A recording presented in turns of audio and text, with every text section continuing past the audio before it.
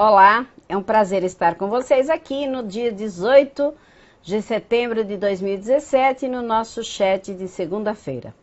Estou vendo aqui a Ana Paula, vamos ver quem mais entra. Tenho muitas perguntas que me mandaram por e-mail para serem respondidas e eu sempre vou reiterar algumas coisas aqui. Mas vamos começar com algumas perguntas que nós temos, tá bom? Eu tenho uma pergunta aqui da Gisleide. Ela começa dizendo assim: excelente aula. E o que se diz dos sonhos sobre fatos que vão acontecer? Já tive vários sonhos assim e às vezes é assustador. Muito bem, Gisleide. O que acontece é que esse sonho, ele não é um sonho com uma visão do Freud. O Freud vai falar de sonhos de outra forma. O sonho que você está falando aqui chama-se sonho premonitório. Ou seja, o sonho onde a pessoa tem uma premonição. Quem fala desse tipo de sonhos é o Carl Gustav Jung, né? O Jung, assim como Freud, utiliza os sonhos, não é, como técnica terapêutica, mas ele vê os sonhos com uma abordagem diferente da do Freud. Então, quando você tem sonhos premonitórios, você está tendo uma abordagem na psicanálise do Carl Gustav Jung, do Jung, tá bem? O Mário nos pergunta o seguinte: fiquei curioso após a aula. Existe uma separação entre mítico e místico pelo ponto de vista psicanalítico? Mário, existe uma separação pelo ponto de vista psicanalítico, pelo ponto de vista etimológico da palavra, elas não são a mesma coisa. Então, assim, mítico, né? O mítico vem das figuras míticas. O que é uma figura mítica? É um mito. Então, por exemplo, vamos falar num mito. O mito da solidão. Todas as pessoas nascem sozinhas, vivem sozinhas e morrem sozinhas. Há um mito, né? E o mítico é o que deriva e origina-se no próprio mito, né? Então, a mitologia, inclusive, é o estudo de uma vida que não existiu, né? Antes de Cristo, uma vida do início do planeta Terra, aonde os mitos vivem o que nós sabemos que é a vida da neurose, porque eles são oriundos do inconsciente, eles são a vida do inconsciente, é o mito. A mitologia greco-romana ela é muito usada em psicanálise. Um dos grandes autores da mitologia é o Dr. Campbell, ok? Agora, misticismo é a forma de você trazer um assunto que não é cientificamente estudado, cientificamente trabalhado, e é visto do ponto de vista do ocultismo, do misticismo, do holismo, enfim, aquelas práticas terapêuticas que não estão enquadradas como ciência, tá bom, Mário? É dessa maneira. Eu tô vendo que a Ana Paula também está nos perguntando a diferença entre o holístico e o místico na visão da psicanálise. A psicanálise não vê nem holístico e nem místico. Eu posso te dizer na minha visão, né? A psicanálise não se ocupa disso. O holístico, se você for na etimologia da palavra, que vem do holos, que significa totalidade. Então é o estudo total de qualquer coisa. Tudo que seja estudado na totalidade será a visão do holos, a visão holística, que hoje você pode chamar de visão multidisciplinar, ok? Que também não tem nada a ver com o místico, que vem do ocultismo, vem da magia, vem das ciências ocultas, são sempre coisas diferentes, tá? Eu explico perfeitamente isso no meu curso de regressão, mas não tem nada a ver com a psicanálise, tá bom, gente? Tanto para o Mário quanto para a Ana Paula, tá bom, Ana Paula? O José diz o seguinte: bom dia. Meu nome é José. Gostaria de saber se uma criança que sofreu no passado humilhação, fome, perdas irreparáveis, falta de afeto, desprezo e muito mais.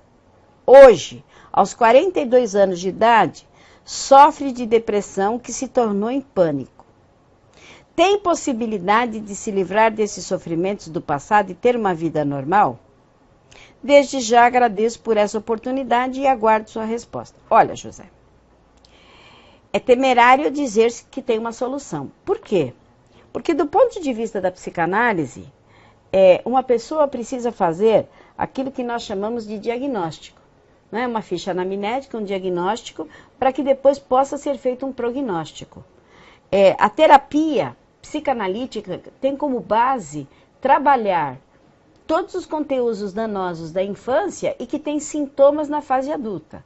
Então, eu diria sim, José, você tem, de uma maneira geral, as pessoas têm um bom prognóstico, submetendo-se a uma terapia psicanalítica para resolver questões do passado. Agora, se a pessoa vai curar, até porque a palavra cura ela é muito complexa, né? Se a pessoa vai melhorar, vai superar, vai suplantar esse passado, depende de muitas questões. Depende da idade, depende dos mecanismos de defesa, depende da susceptibilidade que essa pessoa tem, da disposição interna em fazer análise, né? Se há um comprometimento, se há comorbidades, né? É preciso toda uma ficha anamnética, porque senão fica uma coisa muito de almanaque, né? Muito sugestiva. Eu não gosto que as pessoas achem, eu não gosto do achômetro. Existe uma possibilidade se você fizer uma terapia. Eu sempre passo, gente, aqui o meu WhatsApp, porque nas questões analíticas, eu acredito que as pessoas precisem muitas vezes perguntar, conversar comigo pessoalmente, né? Por quê? Porque às vezes tem coisas que a gente não fala aqui porque são muito pessoais. Então, assim, entra no meu WhatsApp, quando vocês tiverem perguntas, até, não sei se é sobre a sua pessoa que você fala, José, ou se é alguém que você conhece, mas você pode entrar no meu WhatsApp, que é o 011 957 4686, 957984686, que está aqui na página, e eu posso te explicar disso numa forma mais VIP, né? Uma forma mais individual. Tá bom, José? Obrigado pela pergunta. Francisco nos faz a seguinte pergunta. A compreensão da adversidade dos autores e suas posições psicanalíticas. É fundamental que se tenha conhecimento, se possível, da maioria das teorias e métodos da psicanálise. Diante do que nos foi apresentado nesta aula, a psicanálise integrativa tem por função juntar as teorias e métodos para aplicar na prática clínica. Sim, Francisco, é mais ou menos isso, até porque a psicanálise integrativa tem uma visão de que as neuroses do brasileiro são neuroses tropicais. Por que disso? Porque eu particularmente acredito que, em virtude de nós termos sido colonizados, nós temos um inconsciente de colonização, né? Então eu tenho aqui, eu montei um círculo de literatura brasileira que está me ajudando a escrever o livro sobre o que é psicanálise integrativa, com os autores brasileiros e encontrando as psicopatologias dos personagens, né? Porque os personagens, a meu ver, representam, não é, a neurose que há no brasileiro desde a sua colonização. Então, por exemplo, eu estou lendo Mariano Suassuna e a Carta de Pero Vaz de Caminha, né? E os jesuítas. Como é que tudo isso... Inclusive, existe um filme que eu recomendo para vocês, chama-se Desmundo. É um filme brasileiro, interessantíssimo para vocês assistirem, chama-se Desmundo. Deve ter no Netflix, o Desmundo. É um filme bastante interessante para vocês que querem entender um pouco mais de brasileirismo, né? Porque vocês sabem que eu sou uma defensora de tudo que é brasileiro. Então esse livro de psicanálise integrativa não junta somente as teorias dos analistas e suas adversidades, mas preocupa-se muitíssimo com a questão brasileira, com a questão da colonização e como é que se formou esse inconsciente colonizado. Né? Essa junção de raças diferenciadas e como é que isso pode trazer uma psicanálise tropical que se adapte em condições de autores e em condições de técnicas especificamente ao povo brasileiro. Até porque, sabe, eu vim para o Brasil em 1962 e eu fui extremamente bem acolhida nesse país, então é a minha pátria. Né? Eu nasci em Portugal, mas a minha pátria é brasileira, os meus filhos são brasileiros, os meus netos, o meu irmão. Então, assim, eu tenho muito a agradecer a este país, tá bom? O Francisco nos faz uma pergunta mais longa sobre o exercício da profissão. Então, eu vou responder outras perguntas que são menores. Uma pessoa nos diz que o filme da Síbio é muito legal. As múltiplas personalidades são uma defesa criada no inconsciente? Sim, as múltiplas personalidades são formas que o ego tem de se defender. No caso da Síbio, por exemplo, a Síbio tinha uma mãe esquizofrênica, né, que a educou, e um pai que foi ausente desse processo e não tratou a mãe, deixou que a menina ficasse com a mãe esquizofrênica. Portanto, a mãe não tem responsabilidade nenhuma sobre essas questões. Mas a menina vai ter sintomas de personalidades múltiplas e depois ela é atendida por uma psiquiatra norte-americana que a leva para um sítio e faz regressão em hipnose, e essa psiquiatra revoluciona a psiquiatria dos Estados Unidos. Então a importância do filme Síbio é extremamente grande, porque é uma história verídica. Eu não gosto do fragmentado, porque não se sabe de onde vem a história, ela é muito, muito complexa, mas a Síbio eu adoro. Ana Paula nos pergunta, é possível realizar o curso de regressão da SBPI e hipnose à distância? Veja bem, Ana Paula, a parte teórica, sim. Depois é preciso vir fazer a parte técnica presencial. É assim que nós fazemos. Temos o curso, em janeiro temos o curso condensado de 6 dias, né? Agora também estou formando uma turma que é um domingo por mês. Se você tiver interesse, entra no meu WhatsApp que eu te explico tudo isso, tá bom? A Paloma nos pergunta, é possível saber o significado de todos os sonhos? Sonhar com pessoas sofrendo traição, estupros, significam algo inconscientemente?